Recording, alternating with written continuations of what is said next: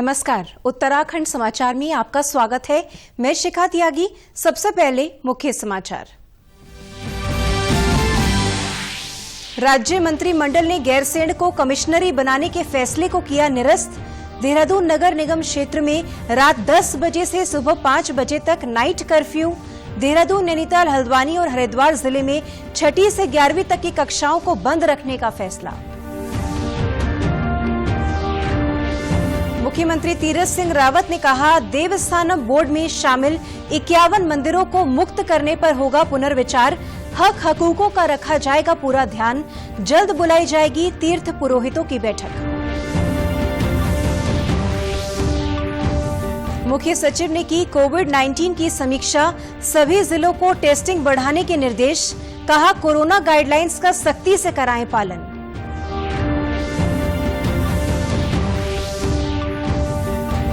मुख्यमंत्री तीरथ सिंह रावत ने दुग्ध उत्पादक सेवा केंद्रों का किया लोकार्पण। कुपोषित बच्चों को वितरित किया दुग्ध उत्पादों से निर्मित पौष्टिक आहार। दुग्ध सहकारी समितियों की मजबूती के लिए और प्रयास करने पर जोर। अब समाचार विस्तार से। मुख्यमंत्री तीरथ सिंह रावत की अध्यक्षता में शुक्रवार देर शाम तक चली कैबिनेट बैठक में 22 प्रस्तावों पर चर्चा की गई। इनमें से उच्च शिक्षा विभाग के एक प्रस्ताव को स्थगित किया गया। कैबिनेट में सरकार ने कई अहम निर्णय लिए। पेश है एक रिपोर्ट।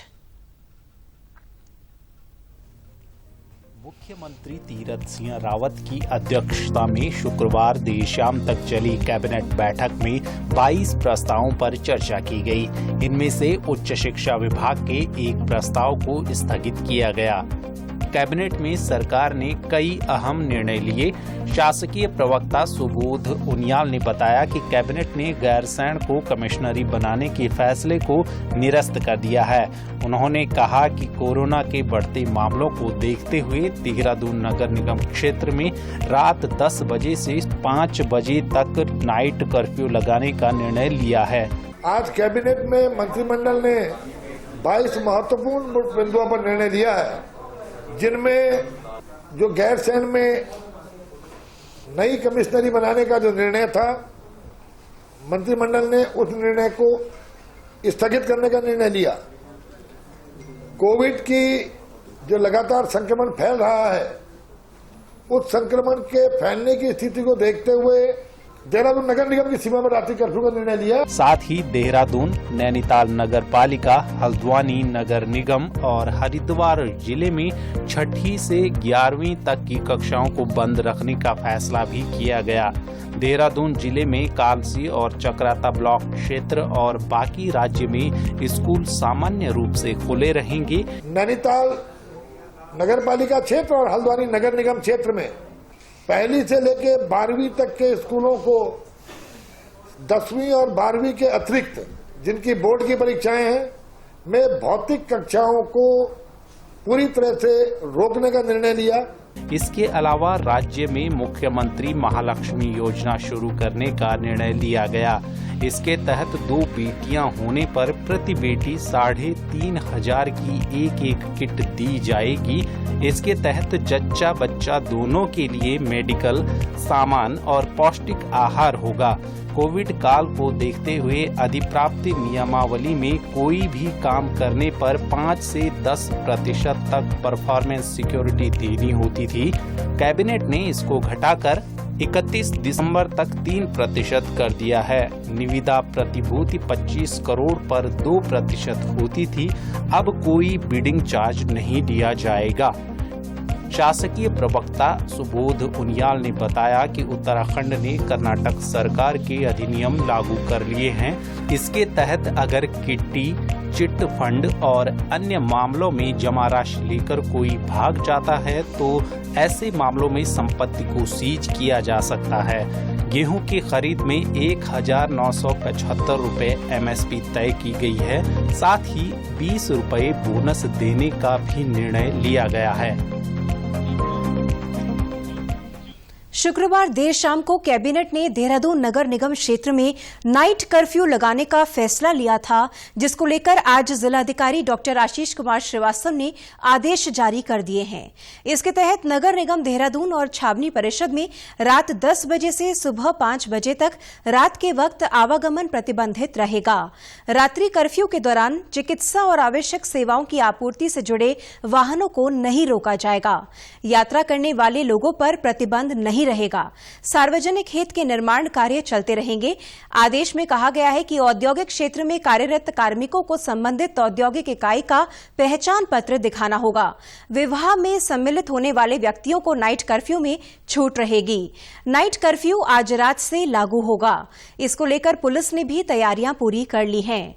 देहरादून वरिष्ठ पुलिस अधीक्षक डॉक्टर योगेंद्र सिंह रावत ने कहा कि नियमों का उल्लंघन करने वालों पर आपदा अधिनियम के तहत कार्रवाई की जाएगी। हमारी जो पुलिस है वो जगह जगह पर इसके लिए बैरिकेडिंग करेगी। हमारी जो गश्त पार्टियां हैं या जो टीम्स हैं वो उसमें सतर्क रहेंगी और यदि इसका उल्लंघन होता है तो इसमें जो भी प्रावधान होते हैं उनके अंतर्गत अभियोग पंजीकृत किया जाएगा या जो भी कार्रवाई है वो की जाएगी। तो मेरा आप सब लोगों से अनुरोध है कि आप इस बात को अधिक से अधिक लोगों में प्रसारित करें ताकि उनको एंड टाइम पे कोई असुविधा न हो। वो अपना कोई प्रोग्राम है या कोई उनका कार्यक्रम है तो वो उसको अकॉर्डिंगली डील कर सकें। मुख्यमंत्री तीरथ सिंह रावत ने हरिद्वार में विश्व हिंदू परिषद के केंद्रीय मार्गदर्शक मंडल उपवेशन में शुक्रवार को हिस्सा लिया था। इस दौरान उन्होंने कहा कि देवस्थानम बोर्ड में शामिल किए गए 51 मंदिरों पर पुनर्विचार किया जाएगा। जल्द ही तीर्थ पुरोहितों की बैठक बुलाई जाएगी। मुख्यमंत्री तीरथ सिंह रावत ने कहा कि सबके हक हकूकों का पूरा ध्यान रखा जाएगा। उन्होंने कहा कि 4 धामों के बारे में शंकराचार्यों ने प्राचीन काल से जो व्यवस्था की है उसका पूरी तरह पालन किया जाएगा। मुख्यमंत्री ने कहा कि हरिद्वार में भविष्य में होने वाले कुंभ के लिए 2010 और 2021 के वर्तमान कुंभ के अनुसार चिन्हित भूमि के अनुरूप अखाड़ों, शंकराचार्यों, महामंडलेश्वर और संत समाज के लिए अभी से भूमि चिन्हित की जाएगी। देवस्थान बोर्ड की बात आई थी अभी संतों के बीच में, मैंने तय किया है उससे पुनर्विचार करेंगे, लेकिन साथ ही जो 51 मंदिर नए जोड़े हैं उनको उससे मुक्त कर देंगे। मुख्य सचिव ओम प्रकाश ने सचिवालय में कोविड-19 की वर्तमान स्थिति की समीक्षा की। मुख्य सचिव ने कहा कि देश भर में कोविड के मामले बढ़ रहे हैं। कोविड संक्रमण की रोकथाम के लिए प्रदेश में तेजी से काम करना होगा। उन्होंने अधिकारियों को निर्देश दिए कि कोविड-19 के दृष्टिगत सभी जिलाधिकारी अपनी तैयारियां चाक चौबंद रखें। उन्होंने सभी जिलों को टेस्टिंग बढ़ाने के निर्देश दिए। साथ ही कंटेनमेंट जोन की 100% टेस्टिंग करने को भी कहा। कुंभ क्षेत्र में विशेष ध्यान देते हुए टेस्टिंग बढ़ाने के निर्देश दिए हैं।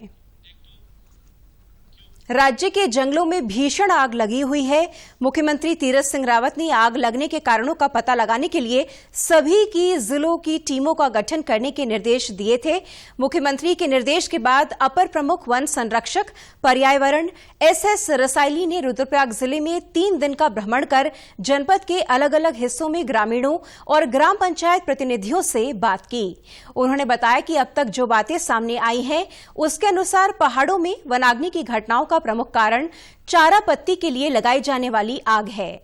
उन्होंने कहा कि पहाड़ों की विषम परिस्थितियों के कारण वन कर्मियों के लिए वनों की आग बुझाना हमेशा से चुनौती रहा है।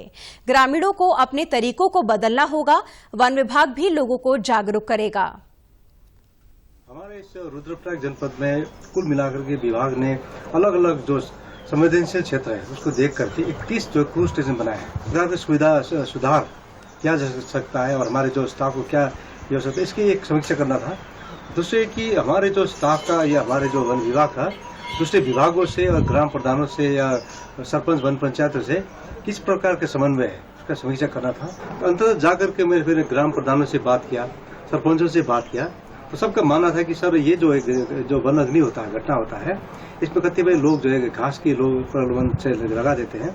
तो इसमें जब तक कि जन सहभागिता नहीं होगा, जनता का सहयोग नहीं मिलेगा, केवल विभाग जो है इसको ये कर ले, ये संभव नहीं है।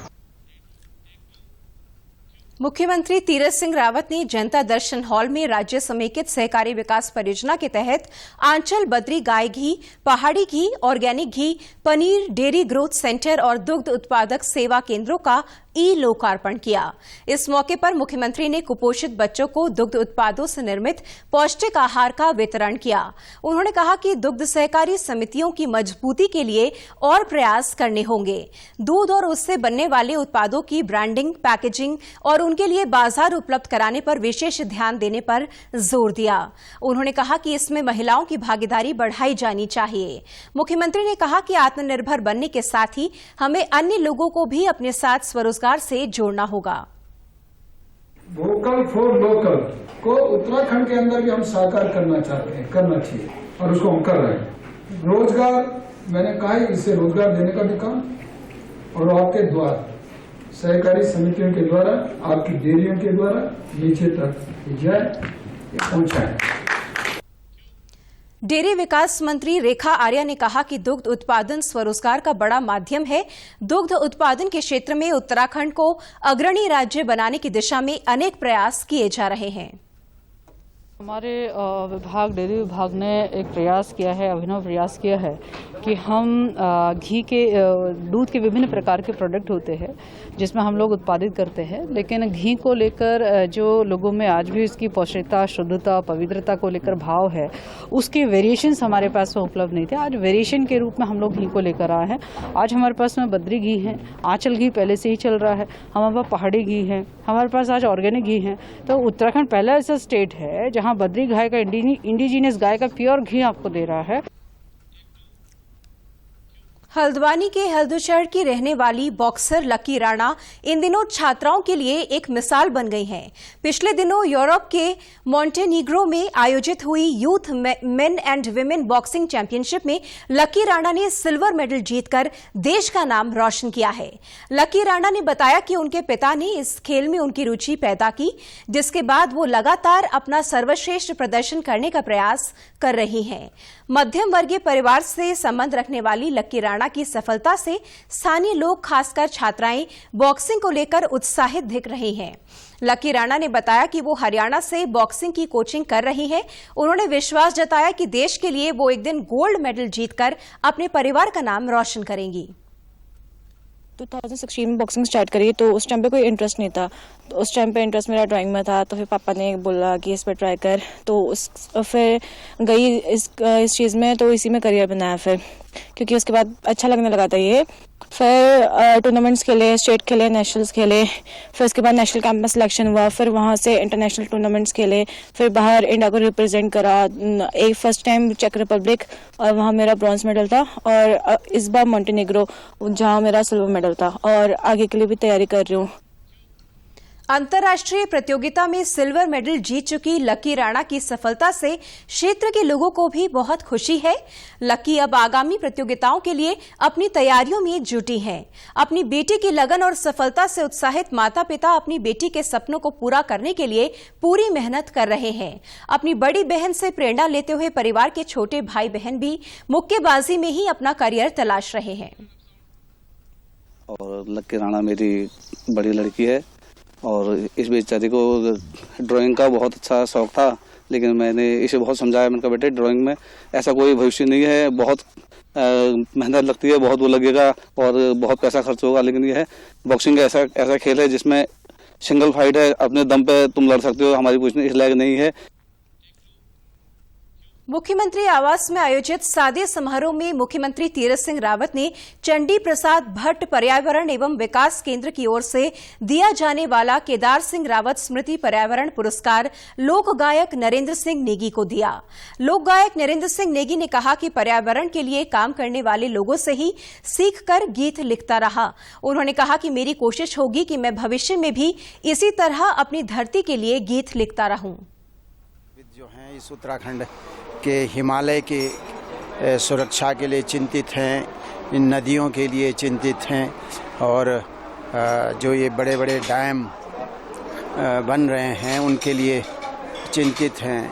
तो इन सब लोगों को की प्रेरणा से मैंने भी गीत लिखे हैं, और उन्हीं गीतों के जो पर्यावरण संरक्षण के गीत हैं उन्हीं के मेरी कोशिश रही है कि मैं इन पर्यावरणविदों के काम को आगे बढ़ाते हुए लोगों को अपने गीतों के माध्यम से जागरूक करूं। स्वर्गीय केदार सिंह रावत सर्वोदय कार्यकर्ता थे और चिपको आंदोलन के अग्रणी रहे। मुख्यमंत्री तीरथ सिंह रावत ने कहा कि इस सम्मान के लिए लोक गायक नरेंद्र सिंह नेगी सबसे उपयुक्त व्यक्ति हैं। उन्होंने अपनी रचना धर्मिता और गायन से उत्तराखंड का मान बढ़ाया है। आज केदार सिंह पर्यावरण जो पुरस्कार एक ऐसे व्यक्ति को दिया गया जो कि हमारे गौरव हैं और हमारे आदर्श हैं इस उत्तराखंड के, जिन्होंने कि यहाँ की एक पहचान प्रदेश में नहीं तो देश नहीं तो दुनिया के अंदर भी बनाई है और यहाँ की वास्तविकता को गानों के द्वारा इस प्रकार का प्रस्तुत किया है और ये सम्मान उनको दिया गया तो हमारे लिए बड़े सम्मान की बात है, गौरव की बात है। उत्तराखंड की खबरों के लिए आप हमसे सोशल मीडिया के माध्यम से भी जुड़ सकते हैं। हमारा ट्विटर हैंडल है DD_News_देहरादून, हमारा फेसबुक पेज है DD News उत्तराखंड और हमारे YouTube channel DD News Uttarakhand को भी आप सब्सक्राइब कर सकते हैं। कोरोना संक्रमण से बचने के लिए मास्क का अनिवार्य रूप से और सही ढंग से प्रयोग करें, साथ ही सामाजिक दूरी का ख्याल रखें, नियमित रूप से हाथ धोएं और याद रखें कोरोना को हराना है, मास्क जरूर लगाना है। साथ ही अपनी बारी आने पर कोरोना वैक्सीन जरूर लगवाएं। नमस्कार।